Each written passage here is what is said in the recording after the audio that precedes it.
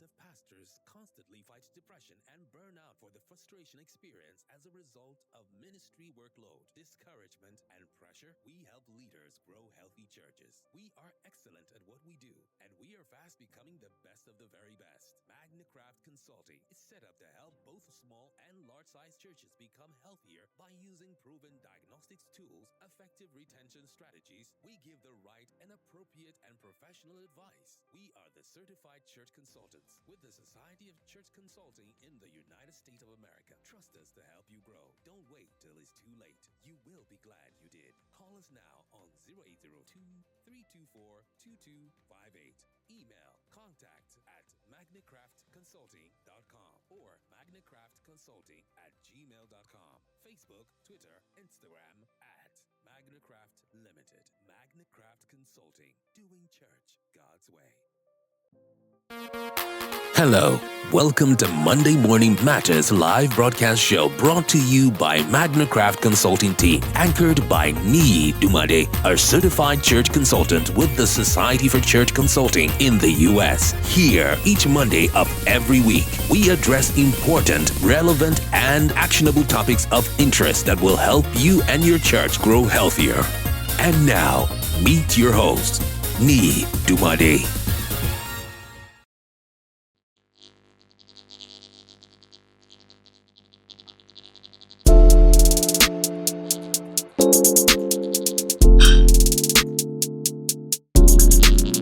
Good morning, good morning, good morning, good morning, good morning. A beautiful morning to you. This is Monday Morning Matters. My name is Niyi Dunmade. I'm the founder and the CEO of MagnaCraft Consulting. Yes. Niyi Dunmade is my name. I come your way every Mondays of the week with Monday Morning Matters. Monday Morning Matters has been coming your way on the platform every Mondays of the week on Facebook and YouTube channel. Thank you for hooking up with us. We welcome everyone to this Facebook Live broadcast show and the YouTube channel. We've been going on a very juicy topic. Lessons from churches in the Bible. Lessons from churches that were mentioned in the Bible. Those churches were not mentioned by accident. They were deliberately mentioned so that we can we can learn from them. Okay, we're so glad you are part of this live broadcast show. Again, my name is Niyi Dunmade. I'm the founder and the CEO of MagnaCraft Consulting. Let me tell you a little bit about MagnaCraft Consulting. MagnaCraft Consulting is a church consulting firm that helps local churches to grow healthier through empirical assessment, trainings, and strategic blueprints. Of course, that's one of the four-legged tools that we use: through empirical assessment, through revitalization, through trainings, and strategic blueprint. Our vision is to be the leading church health consultancy that creates actionable, sustainable, and adaptable solutions. I'm also a certified church consultant with the Society for Church Consulting in the U.S. I'm your host to the weekly Monday Morning Matters every Monday, 7 a.m. Nigerian time, West African time. I'm also known as a church health guide of the 21st century. A big thank you to everyone who has been commenting, reacting to our posts, watching us. I want to say a big thank you for what you are doing. You are helping our content to go to more people. So this is Monday Morning Matters. Monday Morning Matters coming your way today. And then we're going to go straight into some promos, and then we'll go into the juice of the day. We're going to do some promos, and then we'll get to part 10. Today is part 10. We just have two more after today, and then we'll go into some bigger things. We're going to talk around big data and church. And so let's do a little bit of promo today. This Monday Morning Matters with Niyi Dunmade, certified church consultant. And so you should know that you are talking to an expert who has been well trained in the US. And so please hook up with us to get some good content thereafter. All right. And then coming your way with a promo from Dr. Tom Rainer. Dr. Tom Rainer is one mentor of mine, good friend of mine. Fantastic. I've learned so much from him. Please, he has been able to, with his large heart, generosity, to give over 40% discount to everyone in the country or in Africa who wants to become a certified church consultant. So, want to become a certified church consultant to help your own church and to help other churches revitalize? Reach out to me on the number of the screen or any of the platforms that you are watching this live streaming from, and then you're going to get an answer from me. And you're going to be well equipped, with well trained and well empowered to be a certified church consultant. And then Church Retention is a book that I wrote 2 years ago. It's been on the market. Make sure you get it on Amazon. It's going to help you. It's going to help your church. I mean, last week a pastor told me that book helped him. He uses it for his training of his workers and leaders. And of course, you can also get it again for your leaders. Now, my second book is coming out, Busting Church Growth Myth, next month. Please pre-order. Make sure that you are able to get these books. It's going to help you, well loaded, well with practical steps, insightful concepts, and to make sure that you bust out the box that is caging you from looking at church retention in a larger perspective. And so let's go back to the juice of the day, lessons to learn from the churches that were mentioned in the Bible. Now, learning from the churches mentioned in the Bible can provide valuable insights into principles of faith and how to run the church, how to impact the community, and of course, ethical living. It also offers historical perspective and spiritual foundations for understanding how various early Christian churches navigated the challenges of their time and embraced their faith to spread the gospel at that time. So one of the things is reading those churches that were mentioned and studying these examples, these biblical examples, can encourage, can inspire personal growth and foster deeper connection with one's belief, and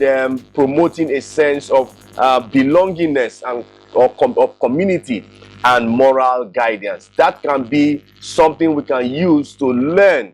If it happened in the Corinthian church and it's happening in your church, you can actually learn from how they were able to deal with some of those issues, and of course know how to also align with scriptures, because if it's working with a biblical principle and it worked in the churches that were mentioned in the Bible, then it's going to be also possible for you to apply such principles, and then to help you in running your church. So one of the things I would say lessons is that there was an emphasis on community. Okay, the community of believers had a way of staying together amidst the challenges of their time. So let's embrace a strong sense of community within the church, mirroring the early church commitment to fellowship and support. They were in one accord. They were in one accord. They were of one mind. They were of one heart. They were of one attitude. And so let's embrace the sense of community within the church. Let's embrace the sense of family concept. Okay, mirroring the early church commitment to fellowship. And I can tell you straight up that your church will not be healthy if there is no healthy fellowship that is going on in your church. Bible says, where 2 or 3 are gathered in his name, he said, there he will be in their midst. And so there's a kind of gathering that must occur for God to find expression in the midst of his brethren. And so fellowship is very, very important. Intimacy is very, very important. Support is also very important, so that community emphasis that helps your church to be healthy and make the needed impact in the community, so that you can reach out to the community effectively. All right, that's one, community emphasis. community emphasis. And then the second one is servant leadership. Servant leadership. Servant leadership. I mean, you could see that all on the pages of the scriptures on servant leadership. Servant leadership is all on the pages of the scriptures from the leaders that were leading in the churches that were mentioned in the Bible. And this is to encourage and inspire leaders to adopt a servant leadership mindset. Okay, I mean, it's not just the set man alone or the founder alone, but that all the leadership team needs to be encouraged and inspired to adopt a servant leadership mindset. A servant leadership mindset. You cannot lead if you don't have that kind of mindset to lead. So servant leadership has a mindset, and that reflects in Jesus' example of humility and service. And so that mindset to express servant leadership is also extracted from Jesus' examples to humility and service. That's why if you see very well, he was washing the feet of his disciples, and that's because he wanted to express out his servant leader. Yes, he was the leader, but he was a servant leader, and that was also depicted in humility and serving one another. If you have a church and people are not serving one another, there's no how that you can be healthy. The eyes must be able to help the legs must be able to help the mouth. Every part is supplying, every part is also making sure that there is support, there is support services to each and other, so that the whole body can be healthy. That's the second one. The first one I said is community emphasis. The second one is servant leadership. And the third one, which is biblical teachings. Biblical teachings. You could see from the pages of the scriptures that all the churches that were mentioned in the Bible had biblical teachings that were taking place. And so what is the lesson? The lesson is we need to prioritize sound and thorough biblical teachings in our churches, because it's very important to discipleship. It's very important to making community impact. So prioritizing sound and thorough biblical teachings to ensure a sound and a solid foundation for our church members. You see, the thing is, our church members are going to the marketplace, they're going to the workplace, they're going to all areas of life, and if they don't have a solid foundation for their faith through biblical teachings, they are going to be falling by the wayside. So one of the things to learn is to be able to prioritize sound and thorough biblical teachings that ensure solid foundation in our church members. One of the things is, if you look at the palm tree is really rooted with a tap root, and of course, times in the course of the year, there's going to be storms of life, there's going to be all kinds of tornadoes, all kinds of adverse weather conditions, and then you could see that the palm tree can bend towards the ground, but you see, because it is well established, taking its tap roots deep into the ground with a solid foundation, the palm tree is able to survive the adverse weather conditions that are faced in the world today. And so that's it. Biblical teaching. We need to begin to prioritize biblical teaching. Teaching has a way of establishing, teaching has a way of grounding your members, and teaching has a way of making sure that your members know exactly what they are doing. Okay, know exactly how to deal with the issues of life. Because the thing is, if they are not grounded, the winds of life are going to just toss them to and fro, and then they are not going to head in a good direction that they are proposed in their heart. Number 4 has to do with inclusivity. All right, embracing diversity. The truth about it that our world is becoming diverse. Our world is becoming very, very diverse. and so there is need for inclusivity. Okay, and the church leadership needs to be very deliberate and very intentional to ensuring that everyone is embraced, whether from different cultural background, from different generational background, to ensure that actually you are making the needed impact in terms of inclusivity. Okay, the early church, you could see that their acceptance of different kind of people, the Jews and the Gentiles, they were able to open up their hands and hearts to various backgrounds. Okay, the church is not meant to streamline itself to a particular kind of background or the particular kind of culture or generation, but they must be multicultural and cross-generational. So inclusivity is very, very important. Find a way. There's always a common ground for all backgrounds to be comfortable with. There's also a common ground for every generation to be comfortable with. There's also a common ground for every culture to be comfortable with. And so the church needs to find out that common ground and then begin to find how you can get everybody accommodated in terms of acceptance despite their various backgrounds that they may be faced with. I want to wrap up with one more point, and then we'll draw the curtain for the day and continue next week, Monday.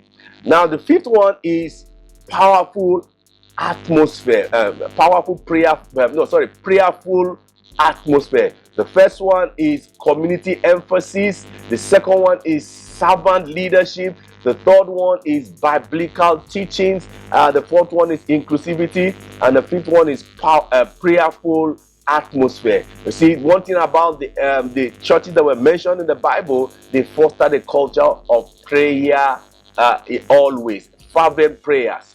You see, one of the books that as a leader you must read is the Purpose-Driven Church by Rick Warren. Okay, we want to see that as one of the systems a healthy church must have, but then we now added prayer to it. Okay, let me show you the church health framework I'm talking about. So that's the top side of the fishbone diagram. If you read Rick Warren's book, you will see worship, fellowship, discipleship, evangelism, and ministry. And so we added prayer to it because prayer is very, very, very, very important.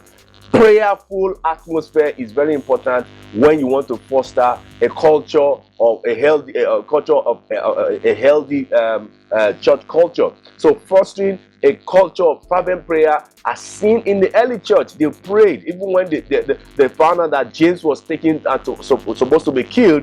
The church in Jerusalem prayed. Okay, they prayed. Okay, they always prayed. There was fervent prayer, as seen in the early church resilience on prayer for guidance and strength. The truth about it is that our world is getting deteriorating. Our world is getting tougher in terms of persecution, in terms of economic indices, and we need to be able to reestablish our source back to God and begin to foster a culture of fervent prayers. Fervent prayers. We need to rely solely on prayers, because this kind goeth not but with fasting and prayers. And so we need to be able to cultivate in our churches, encourage it the more, the culture of fervent prayers, because that's the only way we can get the needed strength and grace and guidance for today's challenges. Okay, for today's challenges, very, very important. And so those are the 5 things we're gonna learn from the churches mentioned in the Bible, which are valuable insight for us today. One is community emphasis in our churches, servant leadership, biblical teachings, and then inclusivity, and then prayerful atmosphere. Prayerful atmosphere. Okay, I'm going to just drop a curtain here and then call it a day. We'll continue next week, Monday, with the remaining 2 episodes from lessons from churches in the Bible. If you have any church-related questions for me, let us have them in any of our social media that have been scrolling on the screen. If you have any church-related questions for me, please, let's have them in any of the social media platform or handles, and then you're going to get more than an answer from me. Please make sure you don't keep quiet. Ask your questions, and let's see how we can answer them.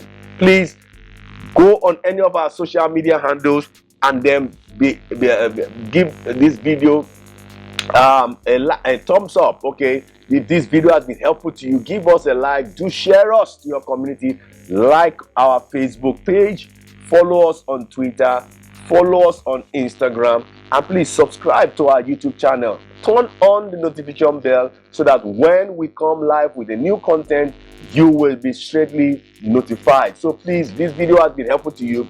Give us a like, share it to your community, drop us a comment in the comment section, because I would love to learn from you.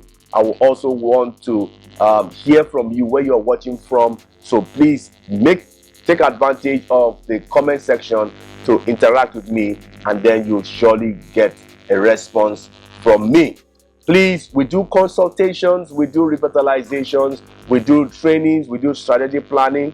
Reach out to us and let's see how we can help your church with excellent church consulting for health, vitality, and results. The numbers on the screen, directly I'm going to see how we can give you some good quality services.